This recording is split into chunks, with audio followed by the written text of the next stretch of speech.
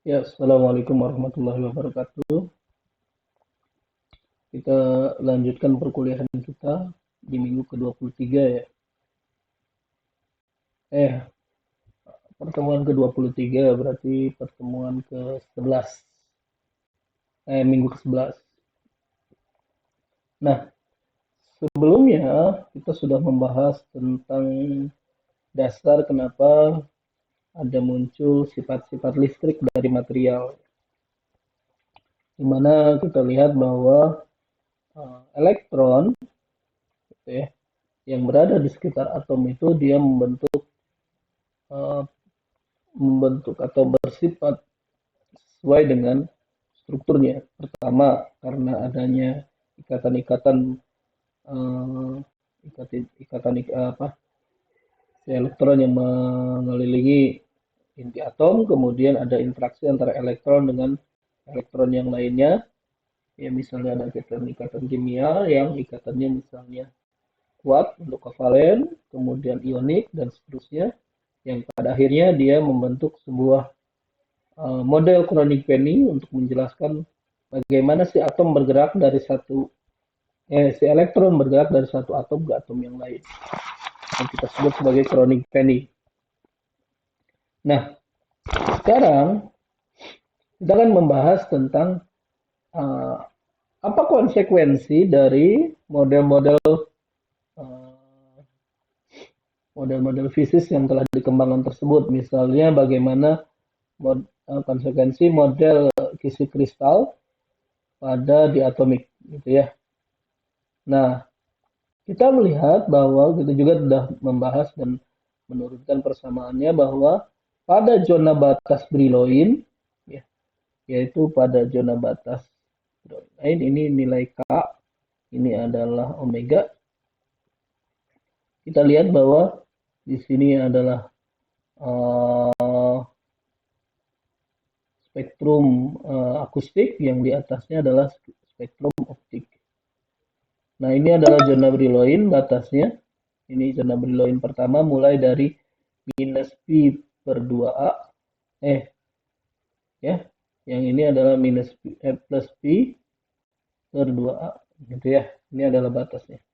Nah, pada syarat batas di daerah sini, nah, kita melihat bahwa terjadi kecenderungan di mana pada cabang akustik atau cabang optik terbentuk gelombang tegak. Apa yang dimaksud dengan gelombang tegak itu adalah di mana gelombangnya tidak bergerak ke kanan atau ke kiri, tapi dia diam di tempatnya. Jadi hanya fungsi sinusoidal saja, tidak bergerak, gitu ya. Selain itu juga kalau kita melihat misalnya model Kronig Penny untuk menjelaskan tentang perilaku elektron pada uh, misalnya pada logam atau pada struktur kristal, maka kita juga melihat bahwa ada fungsi Bloch atau fungsi yang menunjukkan adanya gelombang tegak, ya, fungsi Bloch, ya, di mana pada syarat batas tersebut, ya, di mana gerakan elektron di dalam kisir dapat dianalogikan sebagai propagasi gelombang, ya, akibat adanya elektromagnetik dalam kristal. Cuma pada syarat batas uh, ya syarat batas K sama dengan plus minus N, ya, N pi per A, N-nya adalah bilangan bulat misalnya, maka kita akan lihat bahwa terbentuk gelombang tegak, ya. Nah, pada syarat batas tersebut dia akan memenuhi sebuah kaidah di mana intinya adalah gelombang yang datang itu harus memenuhi syarat diffraksi Bragg, bahwa gelombang yang datang itu, ya, itu harus selaras dengan apa ini kisi resiprok dan sifat dari yang dimiliki oleh uh, sifat yang dimiliki oleh kristal tersebut. Hasilnya adalah bahwa nanti kita lihat, ya, ketika K-nya gelombang yang datang dengan gelombang yang gelombang vibrasi dari atom-atomnya sama, nilainya sama. Jadi ini gelombang yang datang dan ini adalah gelombang yang karakteristik vibrasi dari atom-atomnya, maka dia akan menghasilkan bahwa uh, akan memenuhi syarat break, yaitu bahwa perkalian kisi resiprok didotkan terhadap kisi resiprok itu sama dengan 2 kali vektor gelombang dikalikan dengan kisi resiprok. Hasil akhirnya adalah bahwa kita dapatkan konstanta gelombangnya K itu sama dengan plus minus G besar dari kisi resiprok per 2 atau bahasa lainnya adalah plus minus pi per A.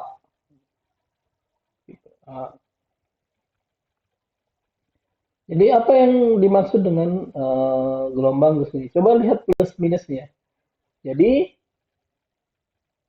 pada saat kondisi ini terpenuhi atau gelombang yang datang memiliki karakteristik gelombang yang sama dengan vibrasi dari atomnya, yang terjadi adalah bahwa gelombang yang merambat ke kanan akan mengalami refleksi, ya, nanti arahnya ke kiri, sehingga secara harfiah gelombang yang ke kanan dan yang ke kiri saling interferensi, sehingga nanti yang terbentuk adalah paket-paket gelombang atau disebut dengan gelombang tegak, ya. Nah, nanti kita bisa lihat secara harfiah, ya, gelombang ke kirinya, ya, gelombang ke kirinya itu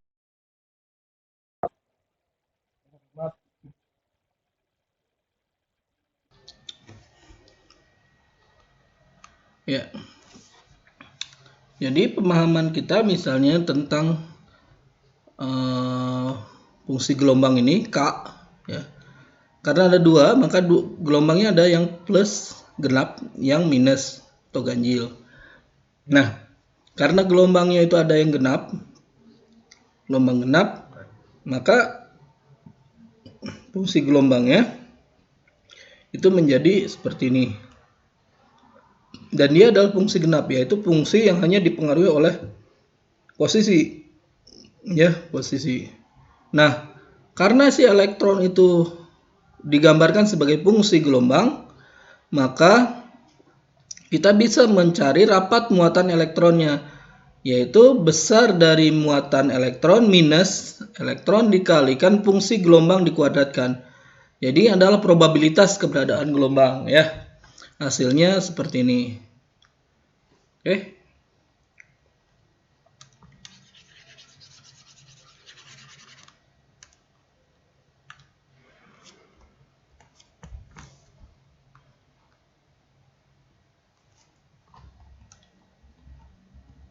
Ya.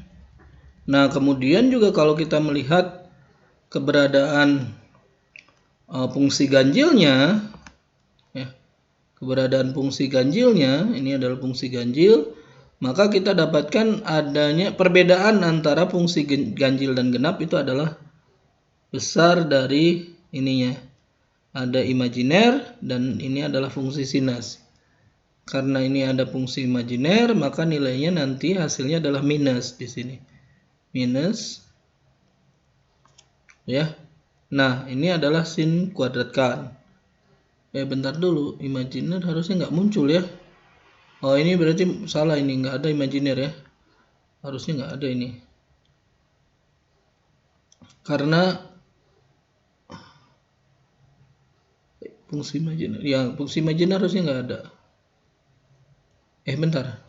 Oh, ini kan fungsi ganjil, ya. Oh iya, maaf. Ini karena ini adalah fungsi ganjil, dia pasti ada imajinernya, maaf. Ya. Cuma karena dia adalah besaran dari kalau dimasukkan ke dalam rapat muatan, imajinernya nanti hilang. Oke. Nah, kemudian perbedaan antara rapat muatan listrik fungsi genap dan fungsi ganjil adalah keberadaan fungsinya, yaitu yang atas kosinus, yang bawah adalah sinus kuadratkan, ya. Kosinus kuadratkan dan sinus dikuadratkan. Nah, kalau melihat hasil seperti ini, misalnya ya, hasil persamaan tadi, maka kita bisa cari bahwa kita bisa simpulkan bahwa di bagian sebagian besar di titik awal itu adalah inti, ya. Jadi di titik R sama dengan 0 atau di bagian dalam, X-nya sama dengan 0 gitu ya. Dia adalah inti atom. Ya. Nanti muatannya adalah positif gitu ya.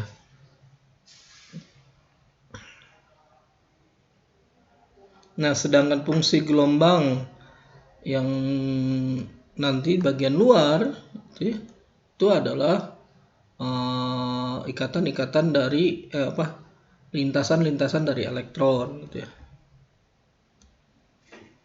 Nah, kemudian ketika ada terdiri dari atom per atom, kumpulan atom di dalam kristal, maka kita melihat bahwa adanya perbedaan energi antara fungsi genap dan fungsi ganjil ketika dia di batas zona Brillouin atau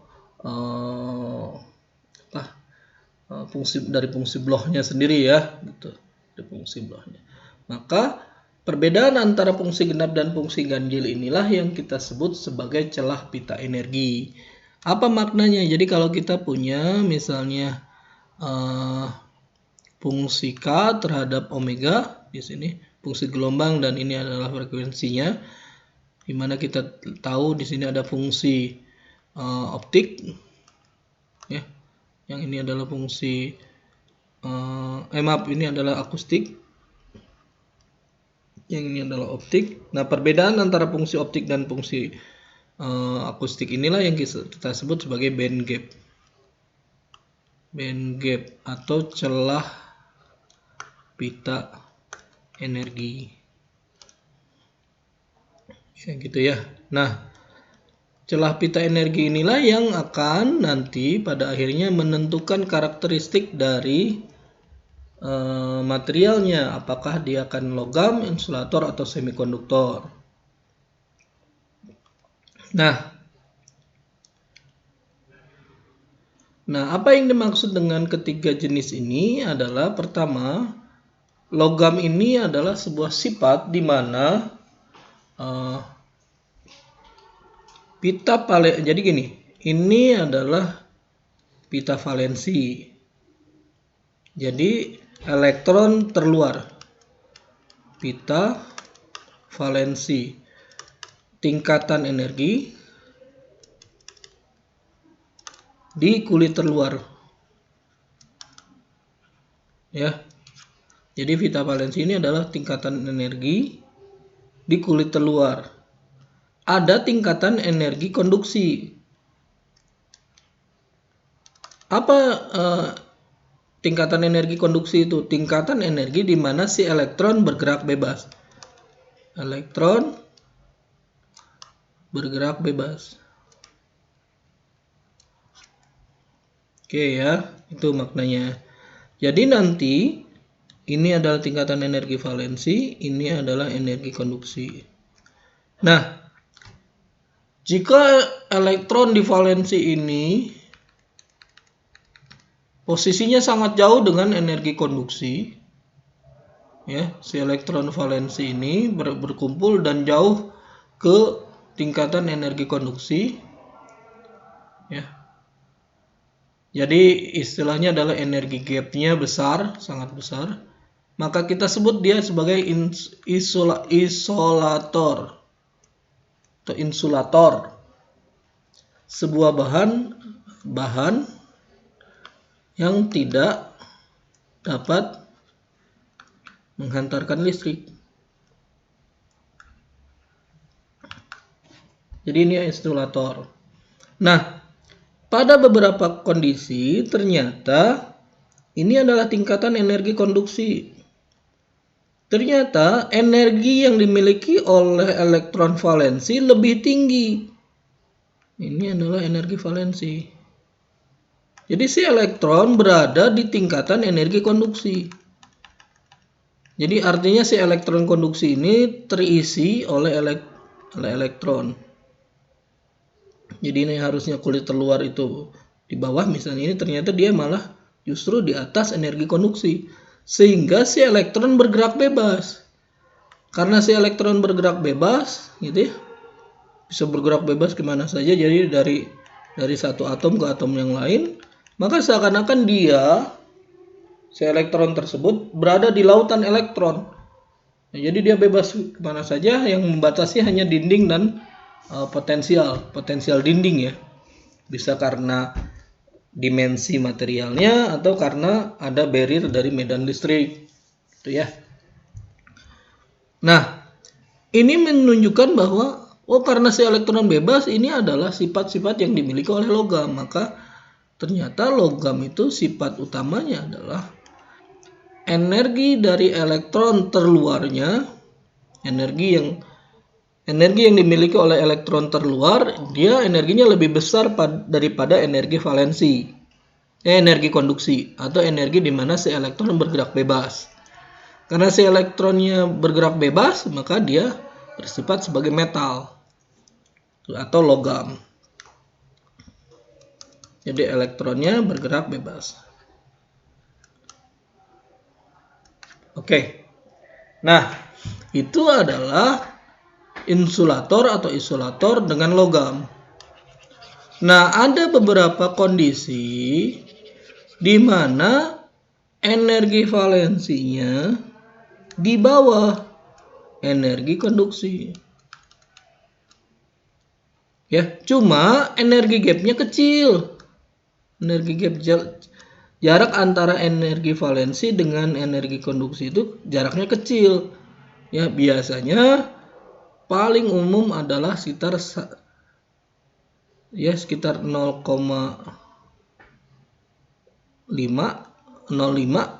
elektron volt sampai 3,2 elektron volt di kisaran ini ya. Ya, 0,05 itu dimiliki oleh grafen atau karbon grafena, misalnya karbon arang gitu, itu biasanya di kisaran 0,05. Dia dapat mengantarkan listrik, tapi sifatnya dia sebenarnya ada celahnya energinya. Tapi karena panas saja sudah bisa menghilangkan band gapnya, nah gitu. Atau yang 3,2 biasanya dimiliki oleh alumina, zinc oxide, atau titanium dioksida gitu ya. Nah, dimana celahnya lumayan energinya besar gitu, tapi dia cukup dimana si elektron bisa loncat ke atas ke pita konduksi. Jadi harus ada energi dari luar, radiasi dari luar, maka si elektron bisa loncat ke atas. Ya, karena energi gapnya kecil. Ketika sudah loncat ke atas, karena mendapatkan radiasi, dia balik lagi. Nah, dia akan melancarkan emisi. Ya, nah inilah bahan seperti ini yang memiliki energi gap kecil kita sebut sebagai semikonduktor. Jadi sebagian kecil sifatnya mirip seperti konduktor. Tetapi bisa juga kita sebut dengan semi insulator karena memiliki sedikit sifat yang mirip dengan insulator. Itu ya. Nah, itu adalah kondisi di mana si elektron valensi itu tidak sampai ke energi konduksi tetapi kecil, sehingga ketika ada radiasi misalnya panas, medan listrik, elektromagnetik atau yang lainnya, sehingga si elektron bisa loncat ke atas gitu ya. Nah, itulah. Jadi bergantung pada sifat dari celah pita energinya. Nah, celah pita energi itu konsekuensi dari apa? Konsekuensi dari susunan kristal. Ya, atom. Jadi susunan kristal menyebabkan si elektron memiliki pola gerak. Karena energi ikat dari atom, inti atom ke elektron dengan elektron, atau elektron dengan inti atom yang lain. Ya, yang digambarkan dengan teorema Bloch itu. Ya. Teorema Bloch, fungsi Bloch ya, atau teorema Kronig-Penney itu. Oke, lanjut ya. Jadi ada 3, logam, insulator, dan semikonduktor. Semuanya bergantung pada sifat energi gapnya. Nah, ketika misalnya si elektron mendapatkan medan listrik, maka ada sebagian kecil atau sebagian besar atau sebagian dari elektron itu akan menjalar, terutama di elektron valensi ya. Jadi ketika kita melihat adanya aliran listrik, sebenarnya tidak seluruh elektron itu bergerak, hanya pada elektron valensi. Apa itu elektron valensi? Elektron terluar yang kemungkinan dia berikatan. Jadi elektron yang berikatan dengan atom lain, ya itu disebut dengan elektron valensi. Jadi elektron valensi saja yang bergerak. Nah, kalau misalnya si elektron, seluruh elektron dari atom itu lepas dari atom, maka yang kita sebut sebagai terbentuknya plasma. Walaupun ini bukan kajian dari Kejar padat, tapi intinya adalah bedanya adalah kalau aliran elektronnya sebagian hanya valensi saja, maka itu aliran listrik biasa. Tapi kalau hilang si elektron karena medan listrik yang cukup besar, medan magnet yang cukup besar gitu ya, dan tekanan rendah, maka kita sebut sebagai fenomena plasma. Fenomena plasma paling sederhana itu adalah api. Oke. Nah, elektron valensi tadi hanya yaitu elektron sebagian saja yang bergerak. Ya, sebagian saja yang bergerak. Karena sebagian saja yang bergerak dan kemudian kita tinjau misalnya seberapa banyak jumlah elektron per satuan waktu misalnya gitu ya, maka kita akan dapatkan rapat arus. Rapat arus J itu adalah sama dengan minus, karena dia adalah elektron, muatan valensi, seluruh jumlah muatan valensi N0 ya, dikalikan muatan muatan elektron, dikalikan dengan kecepatan driftnya atau kecepatan aliran elektronnya. Oke, kita dapatkan persamaannya seperti ini.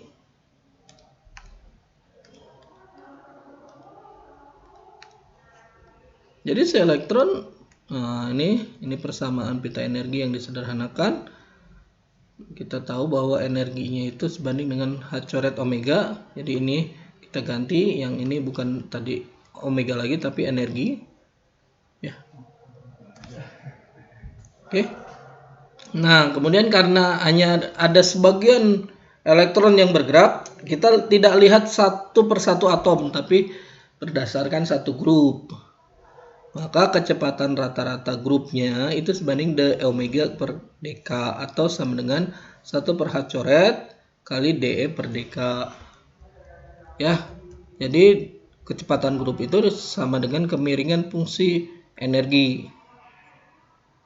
Ya, dengan demikian coba kita lihat pada bagian energi valensi di titik ini, titik sini nih, dia kan datar ya, berarti karena dia datar dE per dk nya itu sama dengan 0, kan fungsi dari energi per konstanta K ya. Karena dia 0, maka kita bisa tahu bahwa di situ terdapat fungsi gelombang tegak. Oke.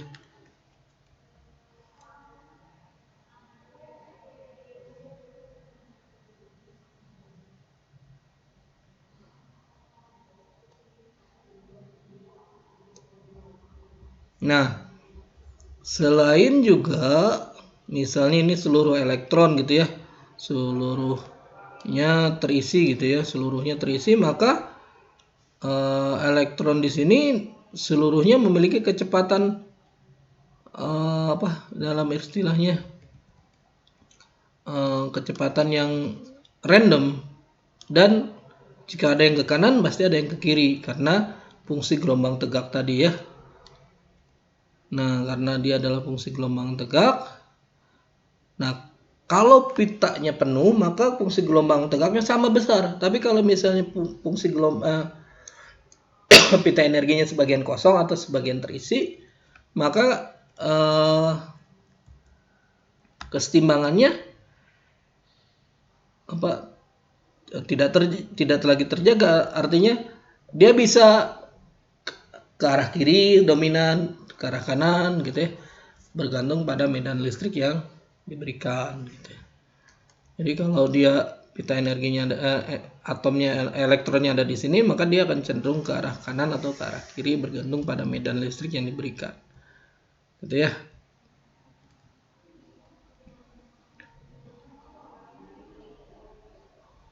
Oke. Jadi ini pita energi yang diperkenankan dengan sedikitnya elektron. Kalau makin banyak makin bertambah gitu ya.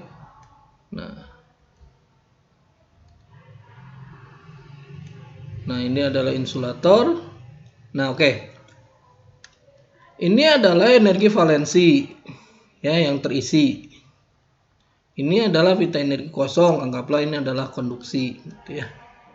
Nah, jarak antara pita energi valensi ke energi konduksi kita sebut delta E atau sebanding dengan energi gap.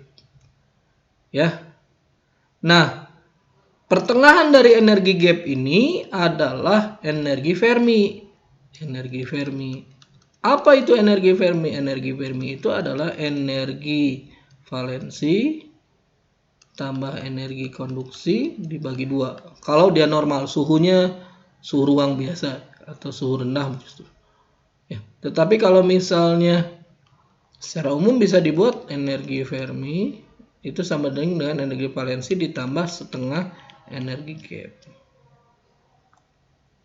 Ya. Gitu.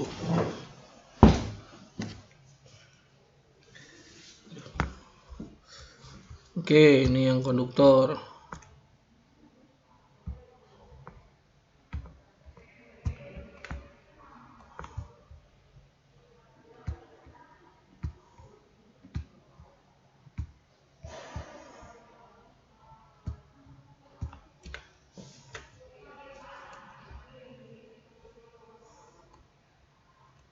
Nah, yang konduktor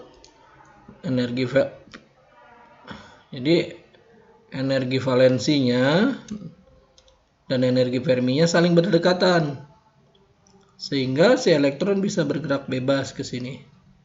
Berpindah. Karena si elektron mudah sekali berpindah dan bergerak seperti awan elektron, maka kita sebut dia adalah salah satu sifat dari metal.